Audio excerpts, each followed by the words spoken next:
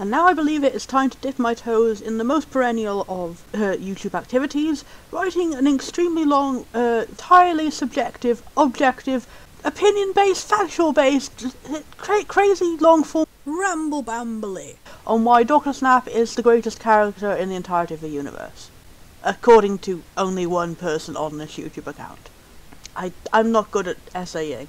I'll probably edit out half of the stuff I'm saying right now. I'm just gonna go rambling and see if anything good comes out on it. I'm gonna edit out and write an actual script goddamn later. If there's an actual script happening now, it was written 80 months after the fact. Our story begins, as so many things do, with the sins of Professor Hojo. I played Final Fantasy VII when I was quite young. Still to this day, I've played it several times. I don't really get the appeal of it. For me, I was more of a Final Fantasy IX person. I liked my fantasy to have fantasy in it. There was one shining gem of gratitude, starting an eternal obsession of me with mad scientists that has never ended to this day and probably never will, even when I'm in my grave. I'll probably resurrect myself as a Frankenstein just to talk even more about these characters. That character was Professor Hojo, which, if you spend even 5 seconds on this game, you will understand that everyone else hates him. And unlike most of the situations where everyone else hates the character I love, this time they are kind of justified. He is a big, fat, gigantic jerkus, prickus, machinicanus. And see, at the time I was a child, that sort of flew over my head. So, I just saw the traits in this character. Mad scientist, interesting, sassy, funny, grandpa. At least, I perceived him to look like that at the time. Apparently, when you see his official art, he actually looks a bit younger. But whatever, I will live in my land of dreams. So I thought, here's a comforting funny Gramps, as funny Gramps are wont to do.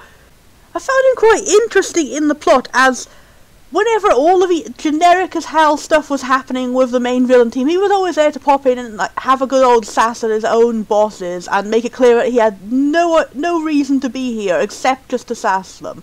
I always found that very endearing. I felt he lightened up those moments a bit. And there were a lot of funny scenes, like that scene where he's sunbathing in his lab coat. Again, looking back, I was again a scene where it's showing him the evidence of him being a horrible sex criminal. Yeah. Speaking of which, there was that scene that went over my head as a kid, where the crimes of Hojo were quite apparent, right from the beginning to anybody who had any form of awareness of what sexual assault was. This is this man's I think it happens pretty close to his introduction, is him kidnapping Ares and also Red 13, who is a dog, and then trying to mate them for science. As you can see, this man is not a man who should be defended in any way whatsoever. Well, later in the game there's a lot more evidence of this man's, he beats his wife, he performs illegal experiments on his wife while she's pregnant with his child, and he manipulates his child without letting his child know that he's the father, and then that basically causes the entire plot of the whole goddamn game. Hojo is literally the real villain, where Sephiroth is just a guy who, is very mentally ill. Seriously, I don't know why Sephiroth is held as, the best villain in the whole damn world. He barely does anything of, his own volition. He is just a guy who needs a lot of help, and I wish, for the amount of fandom this guy has, he doesn't get enough sympathy. But yeah, going back to his big prick of a dick of a father, Hojo was one of my first experiences of gigantic disappointment, and of realising that this character archetype is usually used for horrifying sexual predators. Despite it being one of my favourite character archetypes, and despite the fact that it's usually used for sexual predators being that the perceived nature of an older man being ugly and thus inherently prone to ridicule and being smushed in, being a square smushed into a round hole of being the worst man imaginable in every single plot. So, started off, almost had a favourite character, then he kind of went off the rails a bit and flew off into the sun and exploded, and his little scraps burned up, and those little scraps fell down and landed on Commander Karen from Team Galactic in Pokemon. My entire lifelong quest has basically been to reclaim what I thought Hojo was at the first moment of meeting him. That particular good character archetype. A good and funny mad scientist old man who is not horrible in every perceivable way and goes to prison for beating on his wife. So then I had a good experience with Commander Karen from Team Galactic in Pokemon, who I could also make an entire long-form video essay about, or perhaps 12 or 6 or 7 or 12. He good. He's a Grampy, he's a funny Grampy, he's a sympathetic Grampy, he is a humour. He does not do any horrible sex crimes. He's mostly harmless and hilarious and good, and he has even sillier hair than Hojo. He pretty much trumps him in every single way. He has the same role of being the minor ranking assistant mad scientist guy who's always complaining about his boss being stupid and like is comedically trying to betray him, but is always too incompetent to actually do it. That was good. That was good. That was fun. He healed my soul from Hojo's ineptitude at being good. So then we go out and we take the rest of the traits of him and we go back to the framing character of this entire essay, Dr. Snap. All of these years later, so many years later, I find the perfect character of which I wish of this thing. I have found the anti-Hoj. I have found the reincarnation of every shred of goodness that existed in that character, and it's been crafted together into a fashionable Grampy. As we know, the best form of anything to take. So basically, another thing I used to like about Dr. Hojo as a kid was that he turned into a giant frickin' monster. Look at this thing. This is so fucking cool. Have you ever seen anything more lumpy? Like, seriously, this was a bloody moment for me when this happened. I used to save before that boss fight and then go back and kick his ass over and over and over again.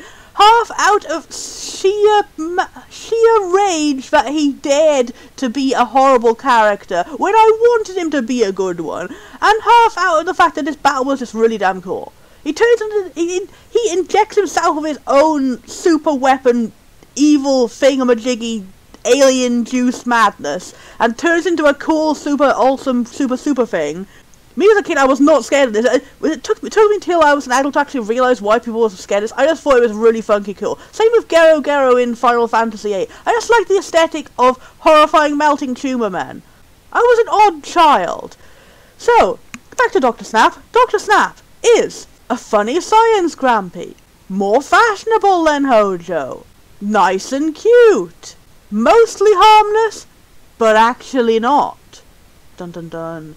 But manages to be less harmless while also remaining nice and cute. Genuinely nice and cute villain. Genuinely nice and cute villain. The traits of villain and nice and cute coexist within the heart of this man, and that is all I have wanted ever since I first laid my eyes upon my first mad scientist in the heady days of youth. Seriously, why is this character archetype so wasted? It's pure potential for cute. How is a grandpa with funny hair not cute? Why is the grandpa with funny hair always demonized by the plot?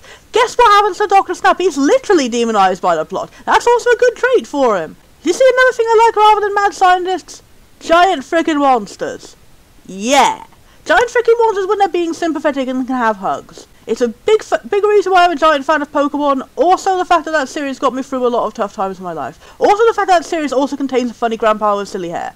And I could go on for several hours about all of the details leading up to this man turning into a giant fuck-off lump monster. Let's just cut to the chase, because that is literally how I first encountered him. Well, technically, I first encountered him, like, years and years ago, when I was probably around the time when I was pissed off about Hojo. When I was in my early teens, maybe. I think it came out just slightly before Pokemon Diamond. It was, because I never played this game until a few years ago. But it was actually out before the game was, like, my secondary candidate for best grandpa in all of video games. The only experience I had about it before a few years ago was, I think it was a post on tvtropes.com, I think. Some page on there where some guy was saying that this particular game, Dragon Quest Monsters Joker, buy it now. Actually, probably don't buy it now, because literally, aside from the existence of Dr. Snap, it's not a very fulfilling experience as a game. It's the first entry of the Dragon Quest Monsters series on DS, and they were still figuring out a lot of things. There are a lot of graphical limitations, a few bugs, gameplay is generally very slow. It suffers from basically all the same problems that Pokemon Diamond and Pearl had, but it didn't get to have a third version to fix it. Had a sequel to fix it, but the sequel has a different plot that does not contain the best Grampy on Earth. So basically watch a Let's Play or something. Anyway, Where the fuck was I? I'm going off. Anyway, the first place I discovered this man, a million bazillion years before I actually discovered this man, it was like foreshadowing, it was like a comet in the sky, heralding the arrival of the perfect Grimp. On a message board on tvtropes.com, I heard someone vaguely talking about this game, saying it had a very hypocritical final boss battle. It's literally a game where you catch monsters. Your main sidekick is a talking monster, like the only talking monster in the game, which is actually weird for a series. Did you know that in Dragon Quest, like in every other game the monsters talk, in this game it's considered weird that monsters talk? I think the whole plot would have been solved too if monsters could talk, but let's get on to that later. Like, you have a talking monster, final boss battle, mad scientist guy, his experiment backfires, he turns into a monster. Your monster partner in a game about recruiting monster partners, in a game where you've literally got right here from your friendship with monsters, in which you're going to fight the next battle, also including a friendship with monsters, says, he's a monster, we must kill him now, he doesn't deserve our mercy. What? Apparently learning later on that was probably a mistake in the English script, but I'm not entirely sure. I need to find someone who can speak Japanese to help me with that. I want to learn all the secret lore of this game. Please tell me all the details. So far I've only met one Japanese friend on Twitter who has told me, yes, Dr. Snap is cute. In fact, he's even cuter in the Japanese version. And my mind literally exploded into 50 bazillion pieces and slowly formed back together into a zombie. Anyway, that hypocritical moment of the game being weird with its morals is what introduced me to the game, and also turned me off the game immediately. I was like, wow, I feel really sorry for this, whoever this Dr. Snap guy is. I'm probably never going to play that game. Didn't know who he was, didn't have any description of the fact that he would probably be one of my best favourite characters in the entire universe. Just clicked off, decided not to play the demo. Played like 5 seconds of a demo. There is no Dr. Snap in a demo as far as I know. If I had been no at the tender age of 12, oh, how things may have changed in my life. And by that I mean I would have been ranting this video essay like a million years earlier. So not too much would have changed in my life, but you know what I mean. Then my second acquaintance with the man who I would hug in my heart for all eternity. The Lump Master, the Gramplesmoo, the Dr. Gummy, him, he of the hugs, Cinnamon Roll Master Supreme. That was like last year. Oh, a bizarre coincidence. I found him on the internet because I was previously obsessed with Dr. Madaman from Yokai Watch. I'm in fact still currently obsessed with Dr. Madaman from Yokai Watch. I can make another video essay about Dr. Madaman from Yokai Watch. I have a lot of opinions about mad scientists who need hugs. Most of those opinions are, I will give him the hugs. That's a topic for another day. Let's take it off and put it in the pile. Let's stick it to the fridge. So I was off, as you do when you run out of fan art in the English-speaking fandom, you head off on pics. Dr. Madaman fan art, found a good one. Found this guy who did the good one, in fact, makes an entire gallery of different amazing mad scientist images. I have found the one person in the world who understands my soul, who lives in Japan, and I cannot ever speak to them. Alas. So I go through there and I'm like, that's another mad scientist. I'm like, that's another mad scientist. Like, that's another mad scientist. I'll pick a peck of pickled peppers of mad scientists. Oh, who's this guy? He looks bloody cute as fuck. I'll probably show up a link to the image in particular, which made me go that. A really cute and mildly sinister and interesting chibi of this little man.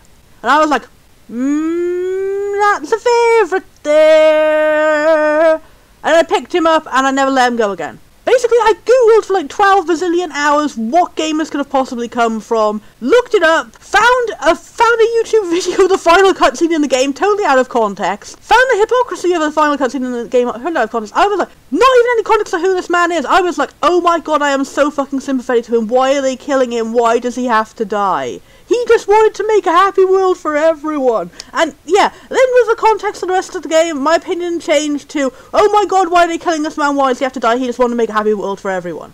And it never changed again. And I was lost in the pain and confusion and death and joy of being in a tiny fandom for a tiny man, and nobody else agrees. Yeah.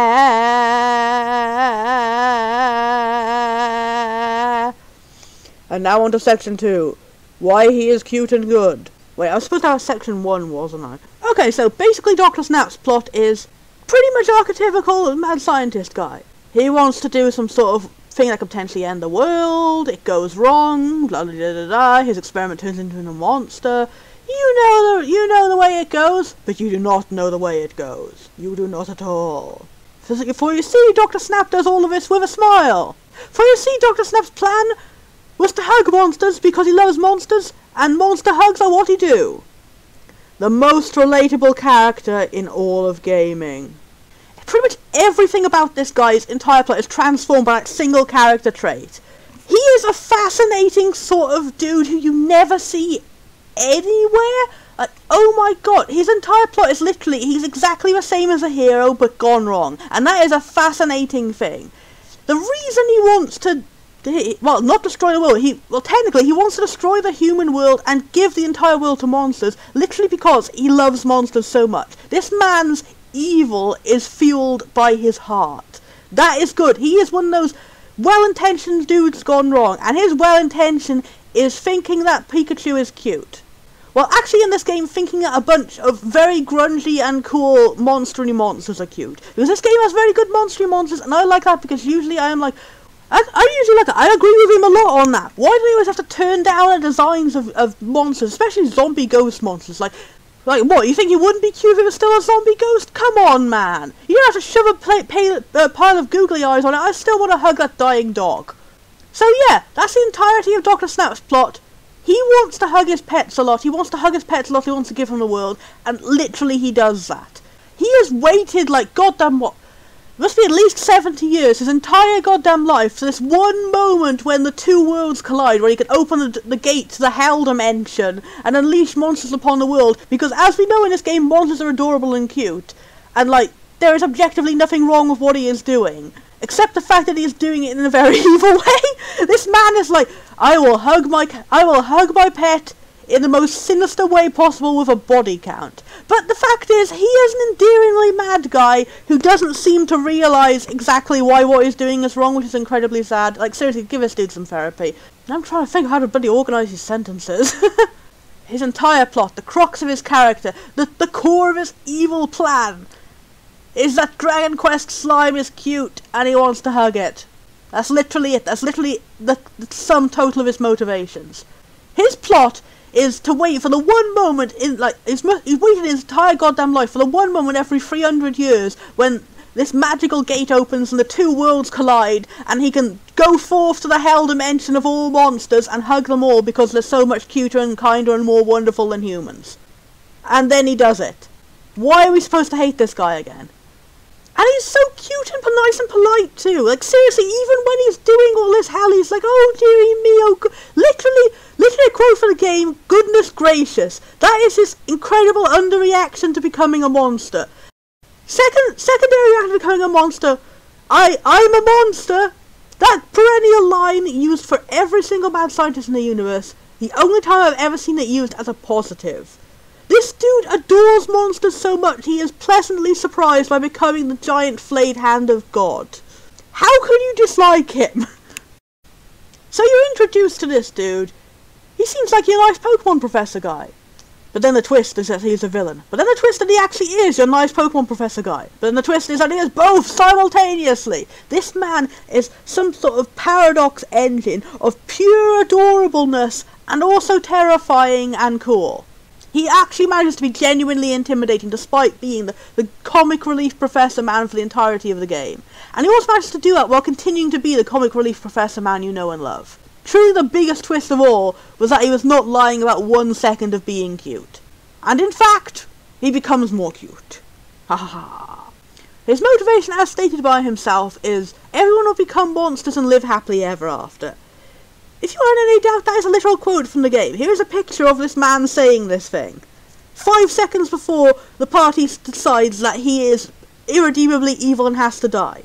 Are you even listening to your own script, man? I bring you love. It's bringing love. Don't let it get away. Break its leg. And so, as is his fate, the adorable grandpa is adorable, does his villain things, reveals he is still adorable, continues being adorable, reveals he had a sympathetic motive for literally everything he does, and then the party just goes, eh, and stabs him. The end. The conclusionary end.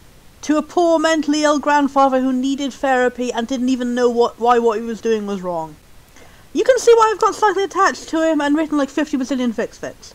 What I've got to say is design is really good, and by really good I mean terrifying, and by terrifying I mean not terrifying. That is the biggest sign of him being quality as a character. You look at this design out of context, you think, what the fuck, how is this in a children's game? This is the most terrifying and profoundly disturbing thing I've ever viewed with my own eyeballs. And you get in the game and he says stuff like this. I literally went and checked up with someone from Japan. Not a mistranslation in any form. I went to them, through Google Translate, a lot of fiddling around. I was like, is Dr. Snap really that cute in Japanese? And they put their hand on my shoulder and said, mate, he's even cuter.